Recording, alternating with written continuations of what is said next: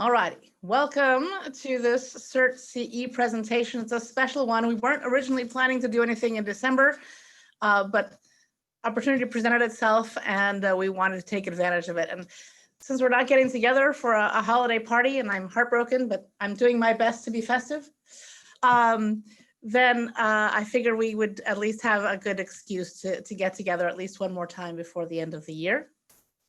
And then start 2021 even better. And that's not a very high bar, I understand, but we're trying.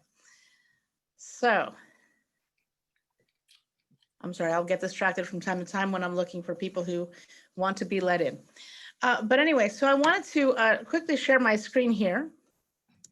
So be patient with me while I do this.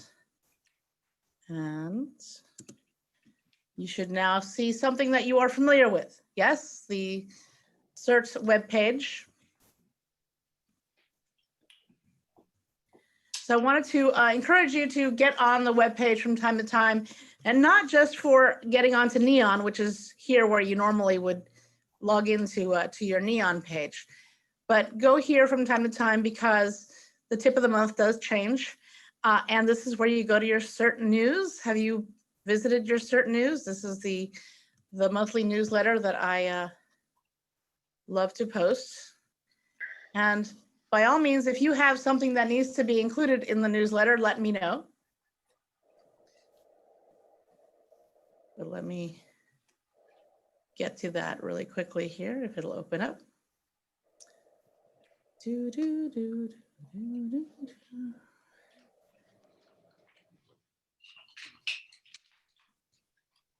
My computer is buffering very slowly. All right, so there's the CERT news for December. If you haven't had a chance to take a look at it, please do. It's got some really great photos from recent activities that you and your fellow CERTs have been doing, including the San Mateo City Council recently honored our program and thanked many of our volunteers who have been active during the COVID-19 pandemic, and they were very appreciative. And there's usually a calendar of events and things that are happening. So please take a look at that and be familiar. If you are one of the wonderful people who always is generous for the holiday toy drive that the firefighters put together, please know that they cannot, because of COVID-19 restrictions, accept toys this year. So, and you'll find that with many organizations right now that usually would be collecting toys at this time. So please, take a look and find out what your organization is doing. Most of them are currently collecting gift cards. So donations of gift cards is great if you can do that. Just double checking that there's nobody waiting to get in. Good. All right. The other thing that you can do here is obviously you can take a look at the SOP, which you should be familiar with. If you're interested in the information on the National CERT program, National CERT Association, NCA, that is now taking place. CERT, as you know, is a national program, but they have only just started the National CERT Association. It is not a requirement for CERT members to be a member. It does require a membership fee, but it's an interesting resource. Take a look at that and see if it's something that interests you.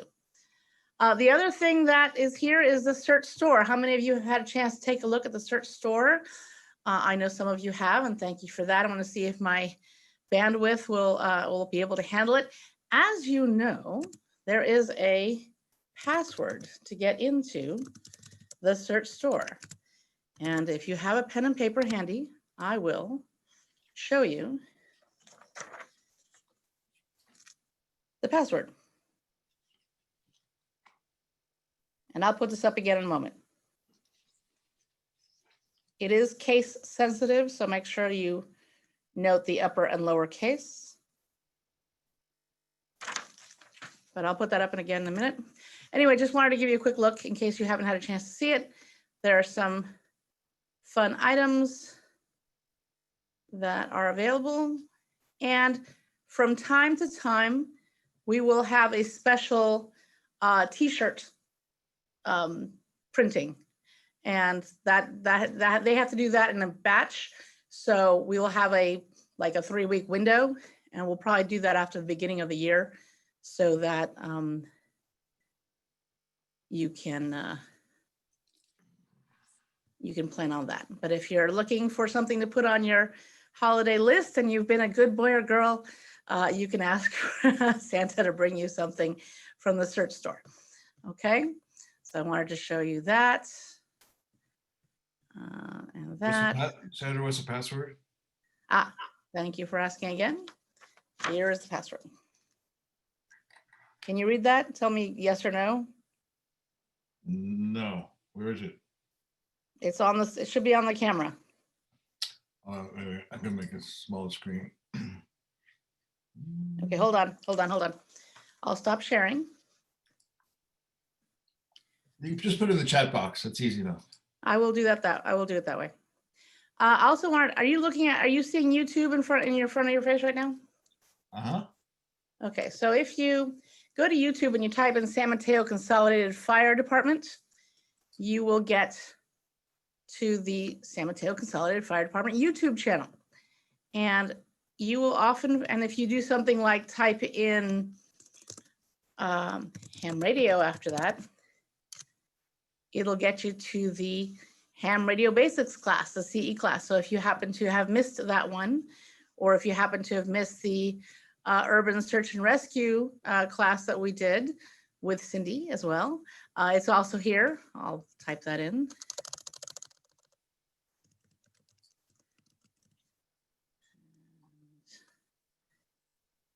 There's that class. So if these are on YouTube, and this class will also be there as well. All right. So let me stop sharing, and then in the chat room to everyone, I'm typing in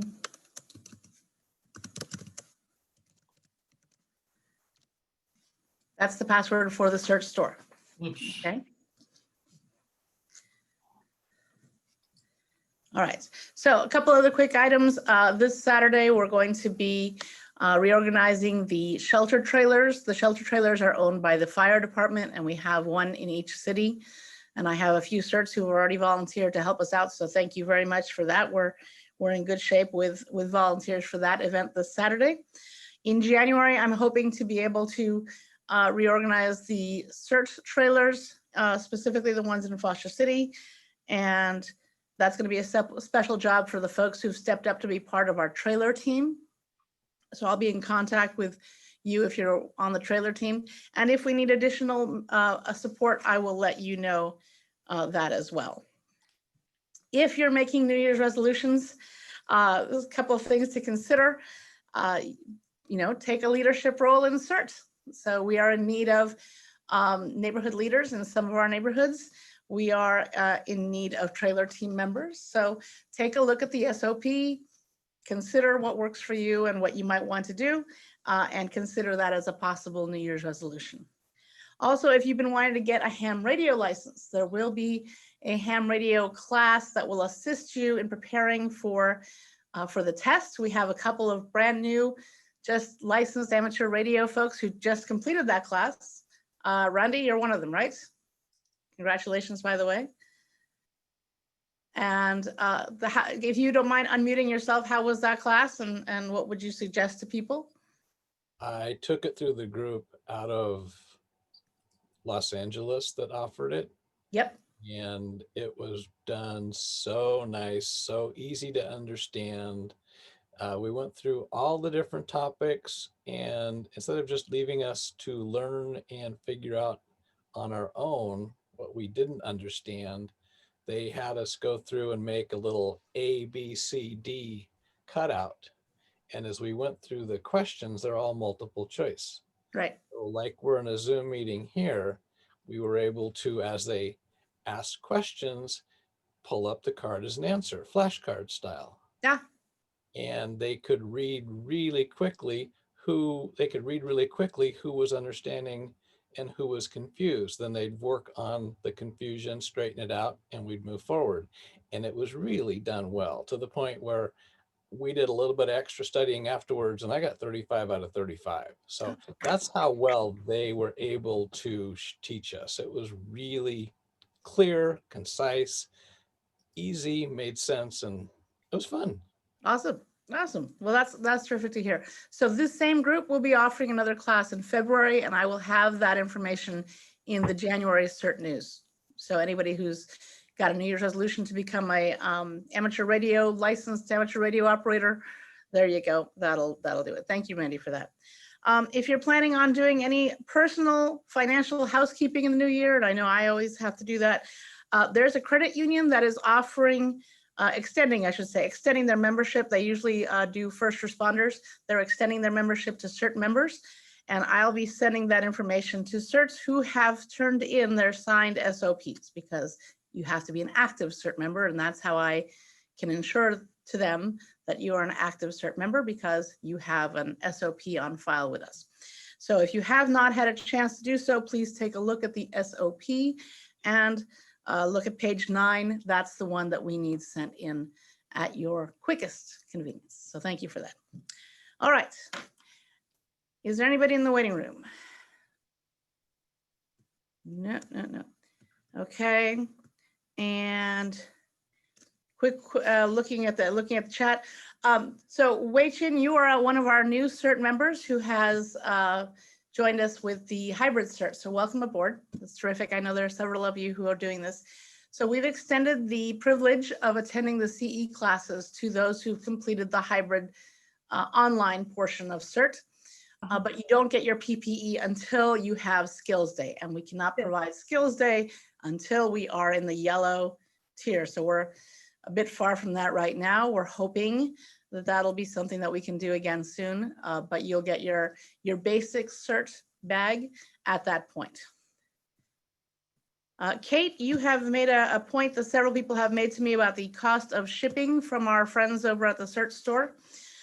So I will make sure that they are aware that is a problem, and see if it's something that we can work with on that. If not, yeah, I'd consider another vendor in the future, but it took a long time just to get this up and rolling.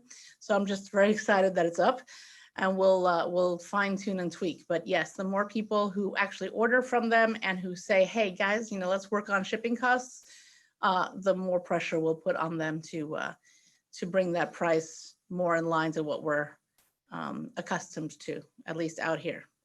All right. Any other questions right now for me?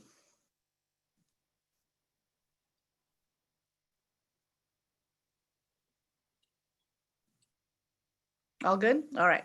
I want to thank again Cindy Bertsch. She's one of the folks, several of you responded during the CZU fires for different things.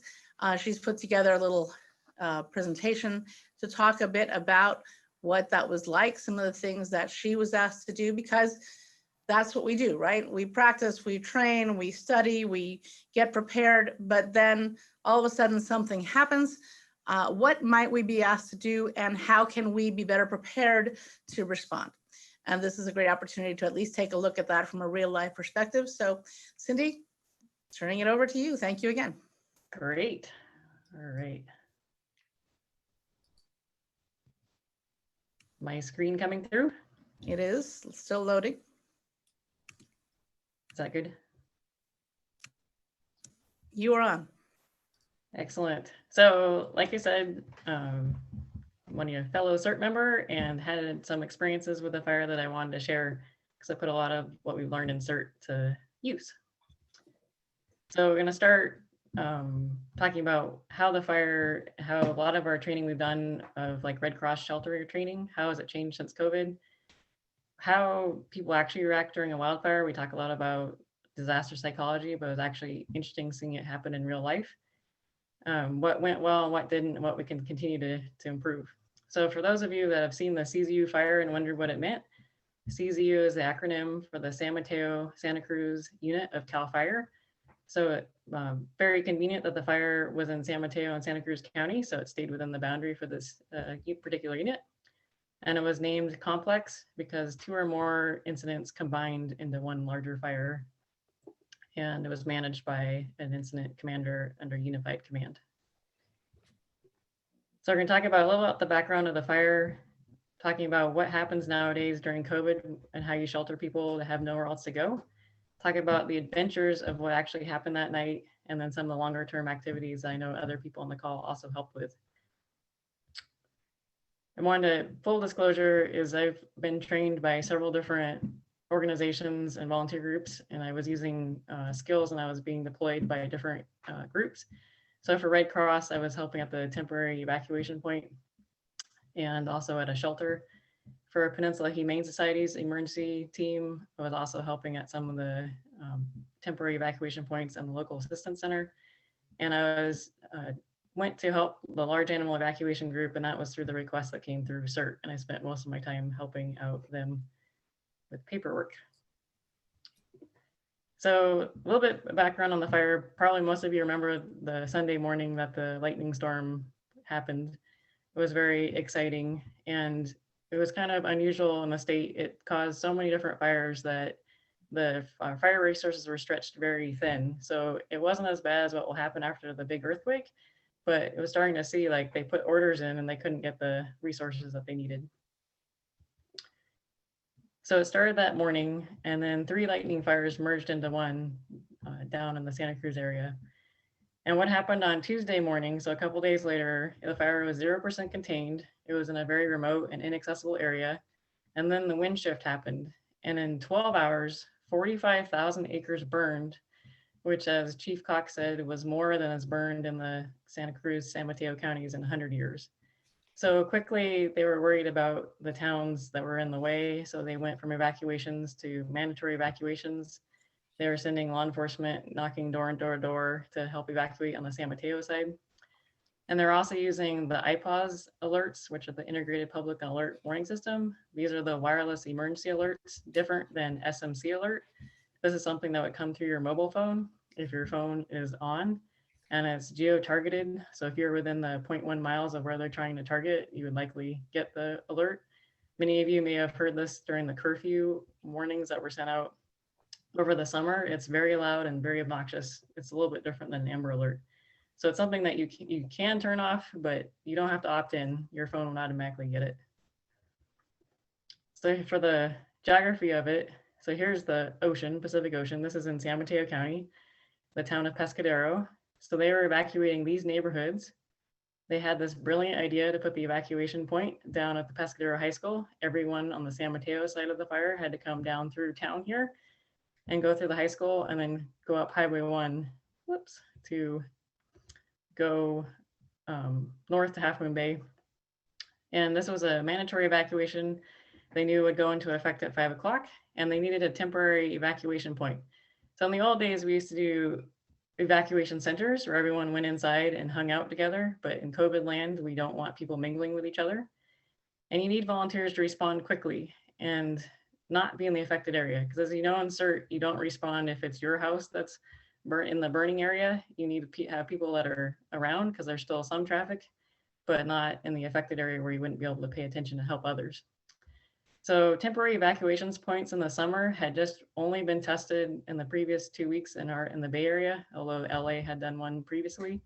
For example, the week before, Marin County evacuated 1,500 people and only had 2 people show up to the temporary evacuation point. And so Red Cross, this is where Red Cross evacuation helped the county, and they said, show up, but give us a call if you need resources. We don't know how many people will show up, but we're not expecting very many. So I was notified at 3 p.m., was at the Burlingame Red Cross office in half an hour. I don't know where anything is in the Red Cross office, but try to get as many supplies as we needed. So what I ended up walking away with was 100 English registration forms, 25 Spanish registration forms, because it's a large Spanish speaking population in that area, clipboards, because it always helps to have clipboard, some pens, 1 Sharpie, masking tape, cleaning wipes, 4 binder clips, and face masks. And they made sure that I took the official instructions, which I was supposed to read that night before this all happened, on how to set one of these up. And this is using the Zone Haven map that is in use in our 2 counties. in Santa Cruz and San Mateo, where you know your zone of where you're supposed to evacuate from. So I left Burlingame about 4 o'clock and made it to Pescadero just as the first evacuees were starting to arrive before 5 o'clock. It was very evident very soon that this was not going to be like Marin County, and there were going to be a lot of people that needed help. So just as an overview, people were coming in all night, and we didn't get people to where they were going in the shelter until 9:45 that night. So that's one of the things I wanted. This is not a fast moving operation. It takes a lot of time to organize. So that's just the overview of the night. But if you had to evacuate your house, where would you go? Do you have friends? Do you have family that you go to? Do you have money? Could you stay at a hotel? Anyone that has any of those options would not be coming to the shelter. You only go here to a shelter if you have absolutely no way or no other means, because a shelter is not a place that people like to go. So the first stop is a temporary evacuation point. In this case, it was operated by Puente, which is a local community resource center on the coast. They are activated by the County Human Service Agency, and as our partner. The Human Service Agency also activated American Red Cross. It's one of the Red Cross's mission points to help with these temporary evacuation points. And La Honda CERT was activated through their activation procedures. Talk about more of them later. It was a large parking lot, which is why they chose the high school, with all the check-in outside to keep people away from each other and not mingling inside. And it's a place for people to come and assess what resources they need and hear lodging options if they don't have any other ideas on where to go. So the check-in process is socially distanced. They get screened for temperature. They give their contact information to Puente. If they say they do need help with housing, then they would check in with the American Red Cross. There was water, Gatorade, snacks, and a bathroom. But in general, you're telling people to go wait in a car for many, many hours while you're trying to arrange shelter for them. So after that, the hope is you get a non-congregate shelter. So this is a new thing during COVID. So instead of sending people to the high school gym, you'd be sent to a hotel. In this case, I was helping at the San Mateo Marriott off of 101, that big hotel. So clients get a free hotel room. There's not enough time to do more paperwork. So the intake form that was done at the evacuation point would be the information you have about your clients. They did COVID screening again at the hotel. All the meals are individually packaged. That's what's showing up in the picture. That was dinner on the second night. And they get all the regular services that you get in a shelter that you hear about in the shelter training, such as health services, mental health, help replace medications that you left behind, things like that. And we do have a shelter manager on site. So the challenge is it's super expensive and trying to find hotels that aren't full. So for example, if you're trying to find hotel rooms on the coast, I think Pescadero has only a couple hotel rooms total. So then you're moving up to Half Moon Bay. And Red Cross had been calling hotels ahead of time that day, knowing that it might turn into an evacuation. But hotels, and they're not supposed to do this, would rather wait and be able to raise their prices for individual people coming rather than commit rooms as a block to like a Red Cross shelter. And so it takes a lot of time, and some hotels flat out refuse to help at all. And there's usually less people that you can get per shelter, so you need more staff to be able to staff each location. But there's no guarantee that you would be able to be housed in a non-congregate shelter, especially because it takes a lot of time to set up. So a lot of times, Santa Cruz mostly went to the traditional congregate shelter. So for those of you that might wonder what's different after COVID, you can see how much farther the cots are from each other, but still you're sitting in a big room, you're having shared bathrooms, you're having individual meals again, but the likelihood of transmission is higher here, which is why people that are older or have other disabilities would rather be housed in the non-congregate housing. So this was the main shelter that Santa Cruz had at Cabrillo College. All right, but enough about that. Let's talk about the adventures of the temporary evacuation point. Is everybody ready? So this tweet came out and it was pretty representative. It's like, Subaru, did you know you can haul 6 goats, 2 dogs, and 4 humans to evacuate a forest fire? Yes, you can. So this car ended up going down the Boulder Creek, Santa Cruz side, but this is pretty typical of what was coming to the temporary evacuation point. So in an evacuation, as we know, you don't just get people, you get their animals. So I had dogs, cats, bunnies, chickens, snakes, and parakeets. And so being trained for the Peninsula Humane Society team, knowing that I needed to coordinate how many animals we were getting in, I was tracking how many animals people had with them, what animals had been left behind and would need to be rescued if someone could go back in from the Humane Society to find them. And one of my favorite quotes of the night was when Peninsula Humane Society was dispatched and one of their animal control officers showed up in the parking lot. I said, hey, I can tell you what we have here sitting in the parking lot. And I read him off the list and he was like, all of that is in the parking lot? I need to go call dispatch. So we had a lot of pets, different area. The county as a whole has a lot of pets, but especially coastside has a lot of animals that live with people. So in the end, we could not find a animal-friendly hotel the first night. So they were offered, they could stay in their car with their pet and we could give them whatever supplies they needed, litter boxes, cat litter, dog food, water bowls, things like that. Or they could release, this is not relinquish, release the pet to an animal shelter for up to 30 days of housing. So this is true of any like house fire, apartment fire to larger disasters like that. The Humane Society will house the animals for 30 days and you're not giving them up, you're just giving them up. You can't visit them, but it's a way to have safe shelter while you find a better way, if you like lose your house, to have a way to house them. I did notice that there were a lot of cats that became service cats by the time they ended up the hotel that night, which was interesting. There was not enough animal control resources to take the pets from Pescadero to the San Mateo shelter. So we had to have people move the animals to the hotel we eventually found in Half Moon Bay. And then they brought 2 animal control officers there that could help bring the animals over the hill into San Mateo. So unless there's a big earthquake and the roads are all shut, where we'd use one of these temporary shelters, which for those of you that went to the shelter exercise at the San Mateo Event Center in November of last year, where we set up a big pet facility, the plan is to send the animals to Coyote Point in San Mateo because they have the space and all the staffing and the resources to take care of the animals there. That said, Pacifica CERT does have an animal shelter team, and if they're in a big disaster, they would be sheltering animals in their CERT-run animal shelter. Cindy, just a quick question. Sure. How many, were there cases in which people arrived with their pets and did not have, say, a crate or a pet carrier to put them in?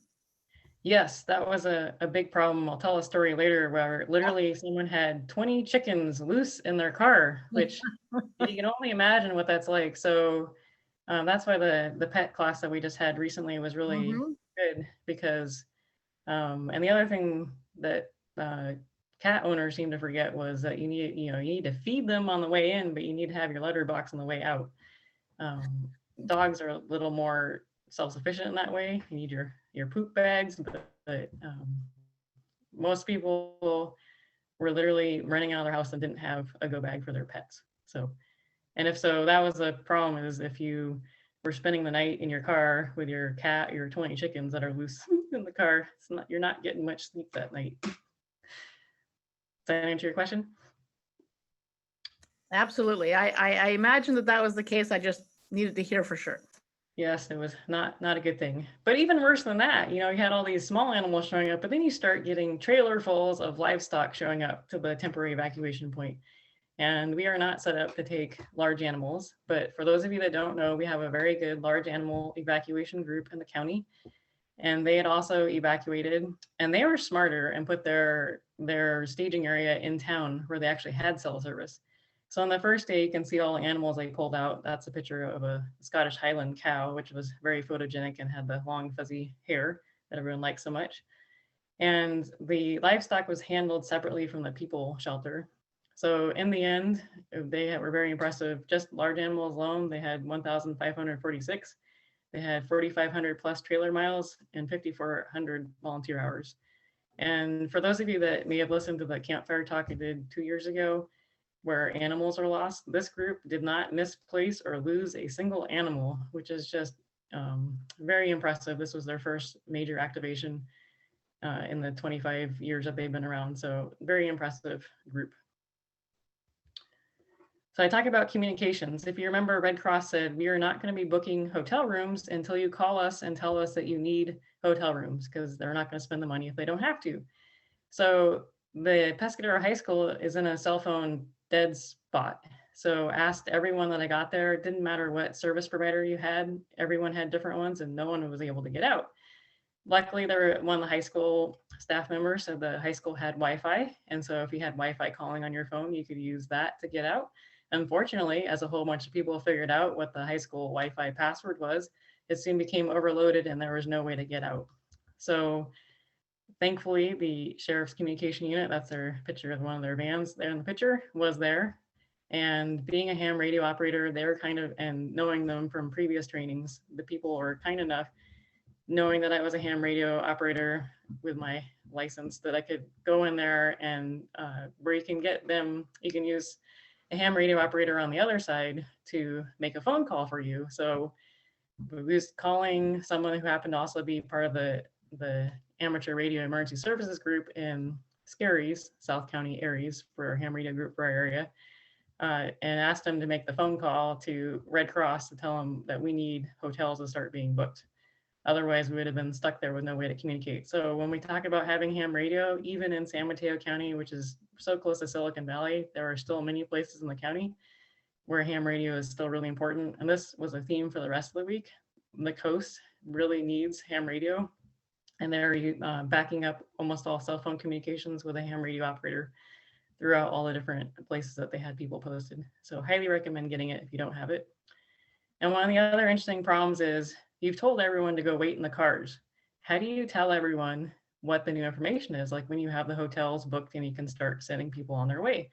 Well, it turns out as soon as one person figures out that there's hotel information, it's like a wave, rumors going through the parking lot, and people end up showing up pretty fast to the place that you're sitting. And we found that putting a big poster with the directions so they could take a photo of it and the hotel phone number in case they get lost was a good way to communicate back to them. So I've studied a lot about disaster psychology and heard about it, but this was the first case where I found out how important it is to acknowledge it. So you have a long line, you're understaffed, so you're trying to get people in and out as fast as possible so they are not congregating with each other. You need to do psychological first aid to help them. And this was the first time that was telling a lot of cat owners that we didn't find pet-friendly housing, but one of them just snapped, and good thing there's 6 foot of separation for COVID, because I had a running start when he tried to punch me in the face, and not once, but like twice. So I took that as this was just a outpouring of their frustration and anxiety, but something that I had never expected to have to address when I was just trying to help them. They wanted to take it out on me. And also I found that people kind of didn't have their best behavior. So they heard that we only had 25 hotel rooms because the first hotel only had 25 hotel rooms that were available. And people were like tripping other people and doing whatever they could to slow other people down. So they were the ones that got the hotel rooms first. So it wasn't very pretty. So that was interesting. There was a lot of just not wanting to believe it. So one family's like, I heard the sheriff say that we can go home. The fire's getting better. Yeah, I can go home.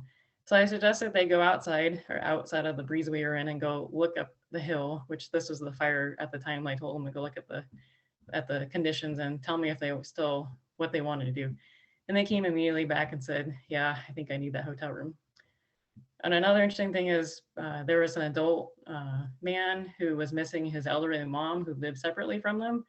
And they all had agreed to meet at the checkpoint, at the evacuation point, but yet they couldn't find each other and they wouldn't go where they wanted unless they met their family member. Another neighbor is like, my elderly neighbor wouldn't leave and he only left his house because we said we meet him here and I can't go to the hotel room without him. So a lot of just trying to figure out how to reunite people and make everyone hopefully work together and not hurt each other. Sufficient staffing is an interesting issue because the staff from the local agency and the school district, they all were on my housing list because they couldn't go back to their house. And similar to CERT, where if you're worried about your family and pets, you're not really doing a good job helping other people because obviously your priority would be with your family. Another interesting thing is the county's person's phone worked better for moving messages across, but only having one point of contact was hard to get messages out. There was also no central place to collect information. A lot of people were coming up and offering farms for livestock collection, but there wasn't one place to pass messages because the first night is so rushed. Another interesting thing, if you remember from your shelter class, is you're not allowed to have the news media in your shelter. So usually all your people are in a gymnasium, and as long as you keep the news media out of the gymnasium, you don't have to worry about it. In this case, all your people are out in the open in a parking lot. And there's two reasons you don't want them talking to the media. The first part is you're making them sit in a car, which can't be comfortable when they're worried about everything for a couple hours. And we all know if you make a news story go viral, then you're going to get help faster. So it's in their best interest to paint a very poor picture of how they're being treated. But also similar to what you would have at a shelter, you don't want people having to talk about what's going on if they don't want to. So was watching and saw a commercial video camera show up in the parking lot, and they were doing the rounds and got the county to go ask them to stage in an area. Turns out none of that footage made it to the news that night because no one wanted to tell their story. But that was one thing that this is attracting a story. I mean, there were news cameras all the way down where pulling off to the side of the road and showing the fire. It was quite impressive. There was also people that were sitting in their car but never came to check in that they need help. That was the 20 chickens in the one car. It's like, oh no, please don't bring your 20 chickens over to me. Just send one person, that's good enough. Another issue was looking out in the parking lot, and an ambulance was dropping someone off, and with a couple of fire engines helping the ambulance get the person out of the ambulance. The temporary evacuation point is not a place for the medically fragile, and that's not something that we're equipped to handle. Also, as the night grew, the accumulating official vehicles kept growing and growing, so making sure that you have a spot for the working people versus the people that are coming for help would be a good idea, so that you have a more private space to work. Some of the challenges that we've always heard about is people want to do well. They want to clean out their closet or want to donate a casserole, which we can't do, especially now with COVID. And once you have one bag of clothes or one casserole that's sitting on the sidewalk, it just seems like a magnet and it tracks everything. So trying to do a really good job of keeping everything out so it doesn't accumulate. People are really worried about would people wear a mask. And keep in mind, this is back in August. Everyone wore a mask and no one was concerned about that. No one challenged that rule. There was also a single-use bathroom where you had to spray it down before you went in and spray it down after you used it. That was a way of preventing transmission there. We had people that show up that had no transportation or couldn't drive after dark. How do you get those people to the hotel? And then if you need a full-time caretaker, then that's something that you need to bring the caretaker with you. That's not something that would normally be supported in any shelter. Another thing was it wasn't only people that are evacuating from their houses, it was also campgrounds. That's a very campground heavy area, and a lot of campgrounds were evacuated. We could not allow people in their RVs or tents to camp at the evacuation point. It was a school district property.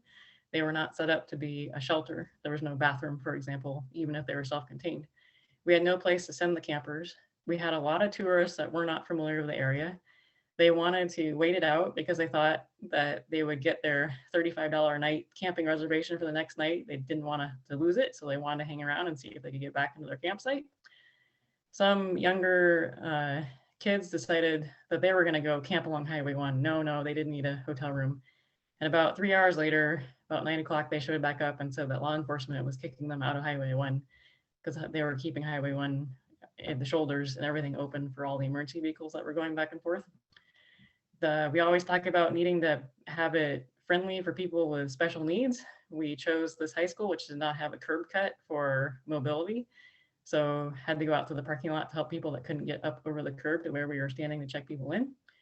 One of the car campers had an infant, so they're supposedly car camping, but yet they said they couldn't keep their infant warm while they were sitting in the car. So we ended up letting them hang out in the gym because they were by themselves so they could keep the infant warm.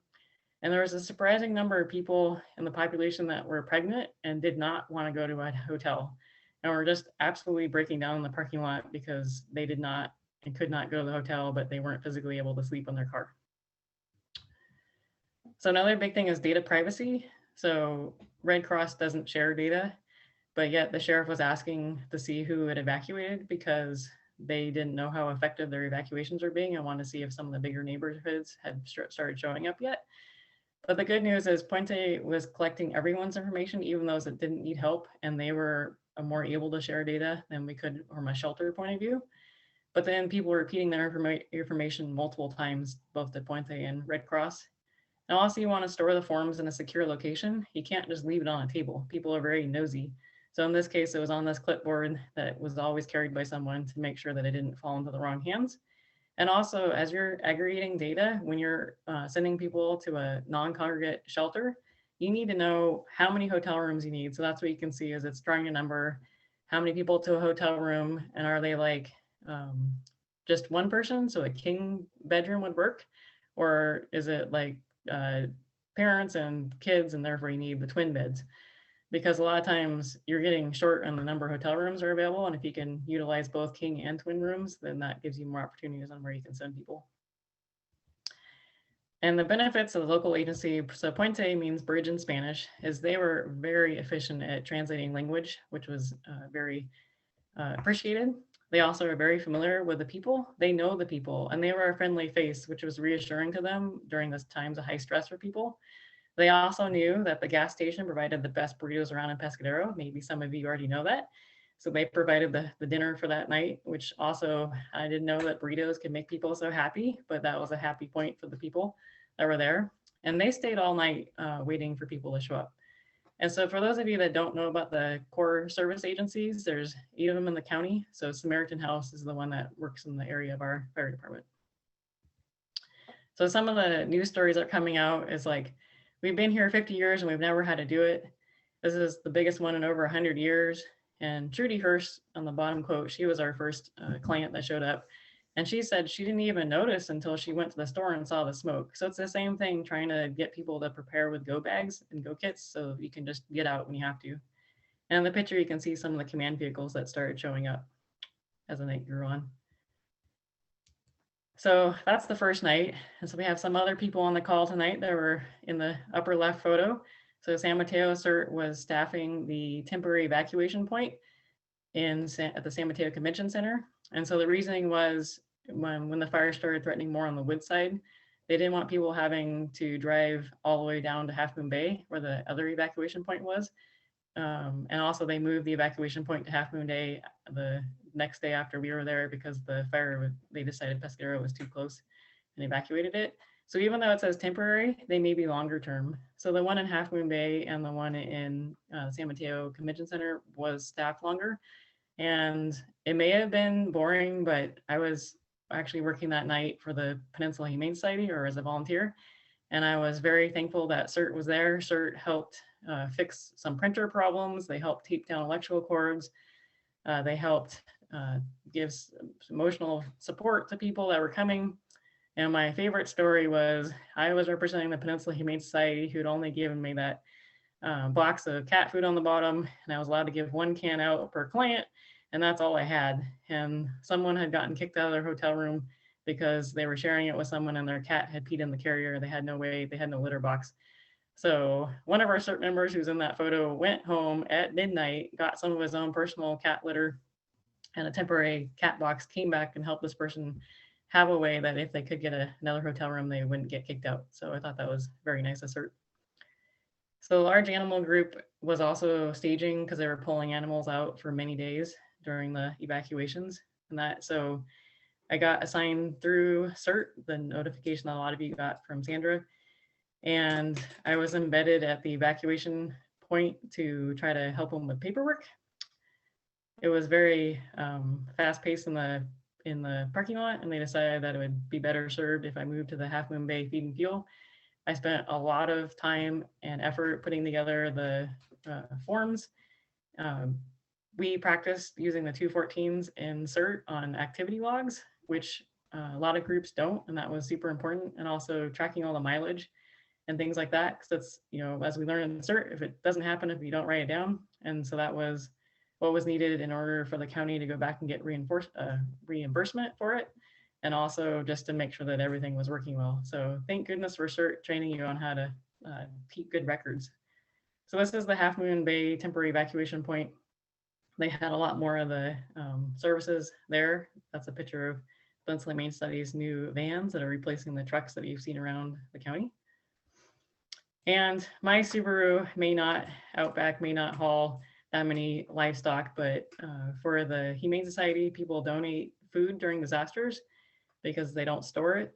And so I hauled everything you see in the foreground, not the big poultry bags in the back, to help out. So the Pescadero Local Assistance Center is a one-stop shop. So if you were in the area and you lost everything, you get your driver's license replaced, you get your vital records replaced, like your marriage certificate or your deed. FEMA was there. You can't take pictures inside, which is why the picture's from the outside, but it's basically every agency that you need to talk to and get help from is there. So that was useful. That was the end of the immediate support. The large animal team ended up sheltering animals for 37 days. So I know some of us on the call also went to the cow palace where they set up all these temporary stalls for livestock. You know, these pigs were born, so they couldn't be evacuated until they were finished being born. So that was exciting. But not only did they have all these 1,500 plus animals they took out, then you have to put them all back. And it's not like you can put them all in one big truck. You know, they're going out in ones and twos. So it was a lot of work putting them all back to where they belonged. And so in summary, the temporary evacuation point, I thought was a very effective way to keep people safe while trying to figure out where to put them. Animals, both small and large, are a very important thing, and we should continue to plan for that in the county.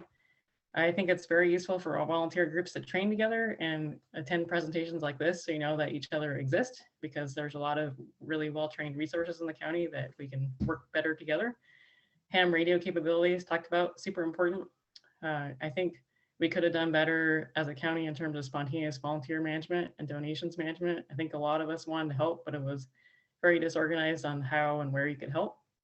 And like I said, practicing documentation and trainings, I felt that what we do in CERT prepared me well compared to many of the other groups that have never practiced that before. And with that, you never know where CERT will lead you. So I'll leave you with two thoughts. So this is Willie the camel, who was the most adorable thing ever. His lips were like Play-Doh. And then for those of you that have chickens, I learned about the chicken burrito, which I'll point your attention to on the left. If you don't have a carrier and you need to evacuate your chickens, you wrap them up in newspaper like this. It's affectionately called the chicken burrito, leaving their heads out, and they're calm and they don't break a wing. So it's a lot safer for them and for you if you didn't have another way to contain them on your way out. So with that, is there any questions? Cindy, that's awesome. Thank you so much. That was terrific. And I like the chicken burrito there. Yeah, works with grandchildren too.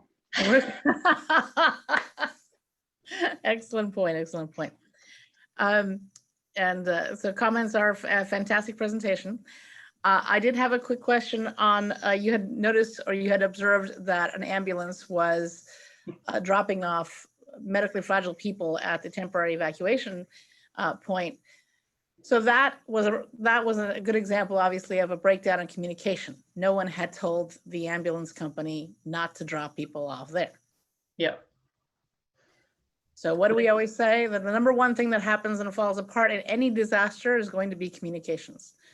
That, you know, there's nobody that I can blame for that. I can't say it's the ambulance's fault, although they probably should have double checked as to where they should be taking any medically fragile patients. It was pretty interesting just looking out the parking lot. I was entertained, you know, Red Cross thought it was going to be boring, but just like between the news media and all the animals that were showing up and the ambulance showing up, there was always something that needed to be dealt with. Right. So in any emergency, you know, the number one thing for you to pack, of course, is your patients. Everything is going to take longer. Label everything, including your pets. If you noticed in one of the early shots with the large animals, there was a marker, a Sharpie on the hooves of the horses. Yep. This is something that a lot of ranchers and things overlook because obviously they brand their animals or they might tag their animals, but by putting a Sharpie, name, address, phone number, something on the hoof of an animal is another way to ensure that there's identification on the animals. And the large animal evacuation group really did an outstanding job on that as a whole, because that's a lot of record keeping as well as just the care and feeding of all those animals. So fantastic. Yes, Doris, you make a good point. You should take photos of yourself with your pets as proof in case you and your pets get separated at some point, proof that you are the owner of that particular pet. I recently took a photo of my cat and wrote down a description, like unique markings on my cat in case she gets lost. So that sort of thing. Okay. Nancy's asking, how do I get trained for animal evacuation? I have experience with horses especially. Yes, so the large animal team actually liked me so much, I've now been recruited to be a member of them because I don't have enough to do with myself. And they welcome everyone, even people that don't have any large animal skills. That was the main thing, is they needed people in the background, but they were happy to take people also that want to learn or that want to do any part of what they do. So on their website, it talks about how to join. They meet on the second Wednesday of the month, so their meeting is tomorrow night. And we're doing it virtually now. Their team is expanding because originally they were mostly on like house side, but now they realize that they need to be able to serve both sides, on this side, on the bay side and the coast side. So, and they would love, not that I want to take people away from CERT, but I think it's something that we could help support them either lead request or if you want to join them. And then what Cindy had to say about ham radio and communications, that's an ongoing struggle, something that's always needed. And if you are a ham radio operator and you want, more practice, obviously we have the monthly nets that we do, but there are nets going on throughout the county and throughout the state, for that matter, all the time. And there are different areas groups that you can join or hook up with. We have the Foster City Areas Group, we have the South County Areas Group, and they specialize in emergency communications. So if that's something that is of interest of you, for you, that's certainly worth taking a look at. Cynthia, hey Cynthia, I'm a rancher too with extensive horse and livestock experience, but haven't gotten around to the required FEMA ICS certifications that both San Mateo and Santa Clara County large animal evacuation teams require. Yes, like everything else. Yeah, I mean, they realized like the large animal team used to have all the ICS trainings. You have to have ham radio. You had to be a CERT member. They realized their training was too extensive. And after this event where they realized that they could just have someone that was just a scribe and take notes, that they've changed their requirements. Now, obviously you're not going to be the person out catching animals out in the fire zone without it, but there's many other places that they need help. Right. You had mentioned spontaneous volunteers. Now, what Cindy means by spontaneous volunteers, or in some cases, they're also known as unaffiliated volunteers, are people who have not been trained with a particular organization. All of you are CERT members and CERT volunteers. So if you present yourself somewhere, you can at least indicate to them that you are CERT-trained, which is why it's important that we have some way of verifying that you are CERT-trained. Your CERT ID is helpful, but not always recognized anywhere you go, which is why we're now using something called Merit, the Merit app. So my goal, if I can get my act together, is to get all of you who took the PET class, for example, that we were talking about earlier, or this class, and I will send you via email something called a Merit. It's like a merit badge. And it is an app that you can download onto your phone. You can use it on your desktop as well. But CERT programs around the country are now using Merit. Merit has extended their services for free to CERT throughout the country. And so every time you take a training, you get accreditation for something, you take a CPR course, whatever, from and you have an affiliation with a legitimate recognized CERT program, such as San Mateo Consolidated, then I can send you a Merit for that. And then you start adding that onto your phone, it becomes your resume, if you will. So let's say you do realize that there's help needed and you get an email from me saying help is needed at the Cow Palace or somewhere in particular, or let's say the campfire.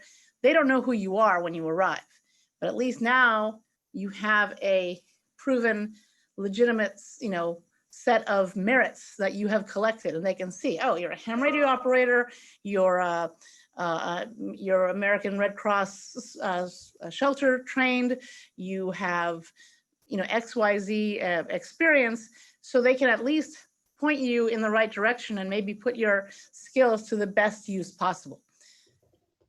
Things are still going to need to get done whether or not you have particular skills. Like Cindy said, scribing is huge.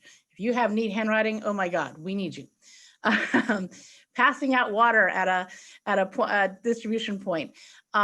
Things, there's always something that needs to get done. But if you have an affiliation, then you have, there's somebody who's responsible for you. They know that you have had a minimum of a certain amount of training and that you are a reliable volunteer. Spontaneous volunteers are people who, of course, at the spur of the moment say, hey, I have free time and I know people need help and I can help. But again, you can't give those people, say, registration jobs because they're dealing with people's personal information. Maybe they can go pick up dinner, or they can restock the bathroom with toilet paper and paper towels. So whenever there's spontaneous volunteers, that's why we don't take in spontaneous volunteers when we're out as a CERT team.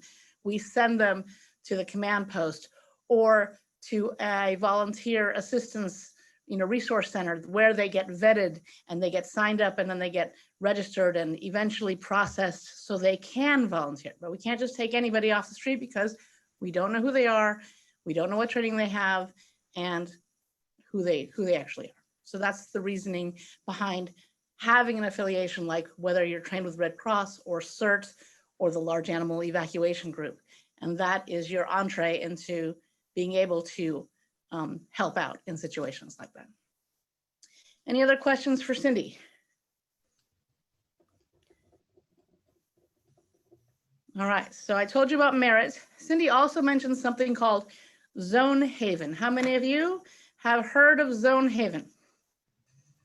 Cindy, you don't count. No. Okay, so coming soon, you're going to start hearing more about this, and I'll make sure that as CERT we get a good a presentation when the time comes. But there's going to be ad campaign, if you will, for something called Know Your Zone. Know Your Zone. They've divided the entire county up into zones. So when there are evacuations, when there are situations that affect a particular area, they'll just be able to say, zone 25, you're affected, we need you to evacuate. You know that you're in that zone. So we're not dealing with from this street northeast to that street, that's too complicated when it comes time to giving people quick information. And it's very hard, especially for people like myself who are not spatially oriented, to figure out, do I fall into that category? So know your zone is important, and you're going to start seeing that in other areas. So if we can be consistent, it would be great, at least statewide. But right now, countywide, know your zone is coming to you soon. And these are, preset maps that police and fire and public works and all the cities are going to be using so they can identify a particular area and send alerts to a particular area when it comes especially to evacuations. So that's something that's coming our way. So those two things, merit, keep an eye out. What'll happen is when you do get a merit from the San Mateo Consolidated Fire Department, that'll be me, and that will walk you through the process of creating an account and downloading the app on your phone if you choose to do it that way. And like I said, it will then start saving for you in one place digitally all of your certifications, things that you earn, events that you attend, trainings that you've done, and so on. All right. Any other questions? Anything else going on? How is everybody doing? We good? Thumbs up. Let me see. There you are. All right. Outstanding. That's all I've got. I want to thank you all for a very, very difficult and interesting year, but all of you have just been awesome. You've been responsive. You've reached out. You've stayed in touch. You've kept on with your training and truly are doing the greatest good for the greatest number through everything that you're doing or not doing. Even if it means staying at home and sheltering in place, that's doing the greatest good for the greatest number. So keep up the good work. It is really difficult. I know. We're all tired. We're all tired of it. But I think if we give it one good solid push, we can control this sucker. And remember who the enemy is. Remember, it's the virus, not each other. So don't take it out on each other. We're fighting this virus. We can do it. And once we get a vaccine or good therapeutics and it's available, we'll get through this. But we're just going to have to be a little stronger and tougher for a little while longer. But hang in there. You guys are doing a great job. And I will be in touch with you when it comes to activities that we can do either via Zoom, some of them in person. Again, it depends on what phase we're in and when we can do it safely. Okay? Take care of yourselves, take care of your families. Have a very lovely and warm holiday and stay in touch. I will be in touch soon. At the end of the year, I'll be sending out a letter and I'll be sending out the CERT news for January. But check out the website, keep an eye out for a merit from me, and I hope you're all well. Thank you so much. Have a great night. Thank you. Thank you, Cindy, so much. Great job. Thank you. Thank you. Well,